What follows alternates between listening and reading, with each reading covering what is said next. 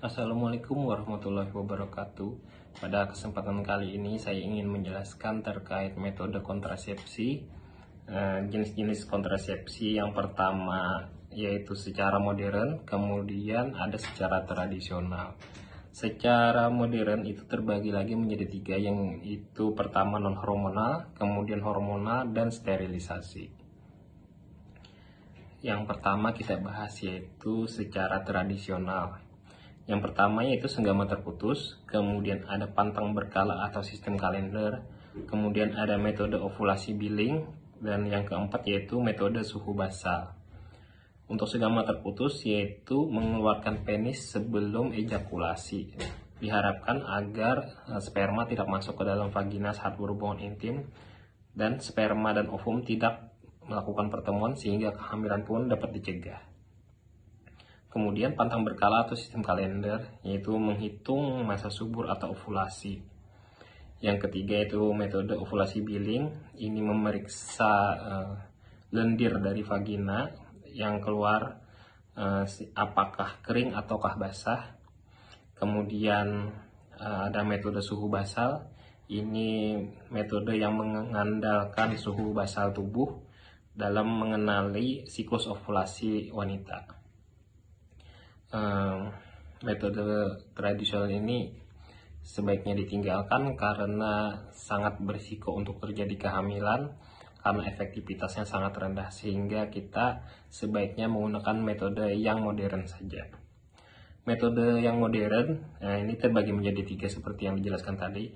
Yang pertama non hormonal, tadi ada metode amenorelaktasi, kemudian ada kondom, kemudian ada diafragma, dan yang terakhir yaitu IUD atau alat kontrasepsi dalam rahim. Kemudian yang hormonal ini ada menggunakan pil, kemudian suntikan, dan ada implan. Untuk sterilisasi itu ada MOW atau tubektomi dan MOP atau vasektomi.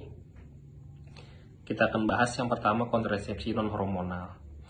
Itu ada amenorelaktasi tadi, yaitu mengenakan pemberian ASI. Jadi selama ibu menyusui ASI eksklusif, jadi hormon di dalam tubuh dapat mencegah kehamilan. Kemudian ada kondom. Kondom tentu saja semua orang sudah hampir mengetahui ya, yaitu karet atau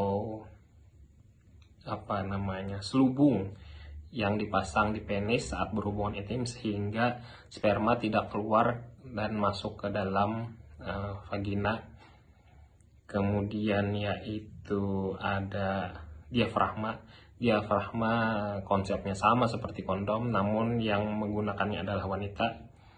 Kemudian yang terakhir ada AKDR, alat kontrasepsi dalam rahim, atau biasa kita sebut dengan IUD. Ini alat kontrasepsi jangka panjang yang efektivitasnya sangat tinggi. Konsepnya yaitu mencegah sperma untuk sampai ke dalam rahim sehingga membuahi telur. Kemudian ada kontrasepsi yang hormonal. Kontrasepsi hormonal yang pertama itu suntikan progestin. Kemudian suntikan progestin ini tentu saja mengandung hormon progestin. Ini mencegah ovulasi dengan cara mengentalkan lendir serviks sehingga menurunkan kemampuan sperma untuk membuahi. Kemudian ada suntikan kombinasi. Jadi kombinasi ini menekan ovulasi dengan cara mengentalkan lendir serviks sehingga penetrasi sperma terganggu dan terjadi perubahan pada endometrium sehingga implantasi akan menjadi terganggu. Kemudian yang ketiga yaitu ada mini pil atau pil progestin. Ini pil progestin ini cara kerjanya mengentalkan lendir serviks sehingga menghambat penetrasi sperma. Mini pil ini bisa untuk menyusui ya. Kemudian ada implan. Cara kerjanya implan ini lendir mulut rahim akan menjadi kental dan kemudian akan mengganggu proses pembentukan lapisan pada permukaan rahim sehingga sulit terjadi penanaman sel telur yang sudah dibuahi. Implan sendiri dipasang di lengan, dilakukan biasanya di fasilitas kesehatan atau pelayanan bergerak oleh tenaga kesehatan baik bidan ataupun dokter. Kemudian yang terakhir yaitu ada metode sterilisasi. Yang pertama itu MOW atau tubektomi, yaitu ini metode kontrasepsi permanen untuk wanita yang tidak menginginkan anak lagi. Ini caranya kerjanya yaitu bisa dengan diikat ataupun dipotong, yaitu tuba falopi, sehingga sperma tidak dapat bertemu dengan ovum. Jadi pada umumnya tubektomi atau MOW ini dilakukan setelah operasi seksio sesaria. Ini efektivitasnya 99,5%. Jadi sangat efektif untuk mencegah kehamilan. Jadi cara kerjanya MOW ini dilakukan melalui prosedur bedah sederhana dengan anestesi lokal, kemudian mengikat dan memotong atau memasang cincin di saluran telur sehingga sel sperma dan telur tidak bisa bertemu.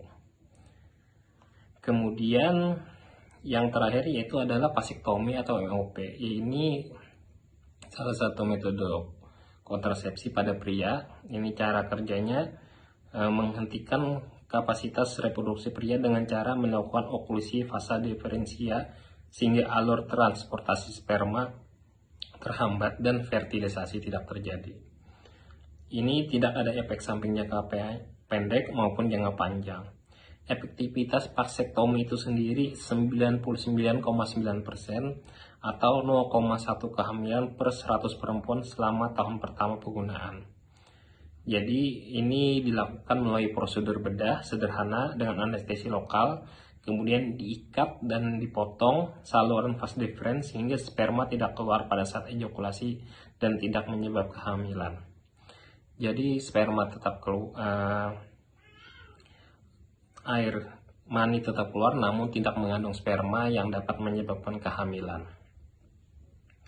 Jadi di dalam pemilihan alat kontrasepsi lakukanlah secara bijak dan pilihlah yang terbaik menurut Anda. Kira-kira itu yang bisa saya sampaikan. Wassalamualaikum warahmatullahi wabarakatuh.